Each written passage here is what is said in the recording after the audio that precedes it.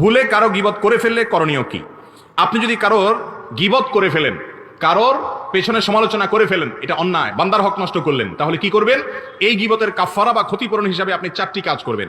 Number 1, আল্লাহর কাছে মাপ চাইবেন। আল্লাহ, আমি গীবত করে ফেলেছি। গীবত করা কি হালাল না হারাম? একটু আগে আপনারা গীবত সম্পর্কে আলোচনা শুনছেন, ওয়াজ শুনেছেন। গীবত করা কিরকম হারাম? আপন ভাই মারা গেলে তার গোশত কামড়ে খাওয়া, রান্না করে খাওয়া, তার গোশত খাওয়াটা যেরকম অপরাধ, গীবতটা সেই রকম অপরাধ। কত ডেঞ্জারাস অপরাধ চিন্তা করেন। এইরকম অপরাধ আপনি করে ফেলেছেন, এটা যখনই আপনি আঁচ করবেন যে আমি এত গীবত করে ফেলেছি, সাথে সাথে আল্লাহর কাছে 1 নম্বর কাজ হলো মাপ চাইবেন। কি চাইবেন?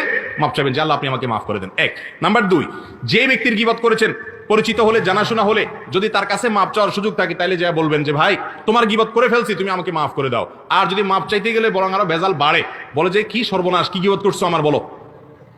এরপরে যদি সে শোনার পরে আরো উল্টা আপনার উপরে চড়াও হয়, সম্পর্ক নষ্ট হওয়ার ভয় থাকে, তাহলে দরকার নাই তার কাছে মাপ চাওয়ার। তাহলে সেক্ষেত্রে 3 নম্বর কাজ করবেন। সেটা কি? সেটা হলো তার জন্য আল্লাহর কাছে মাপ চাইবেন।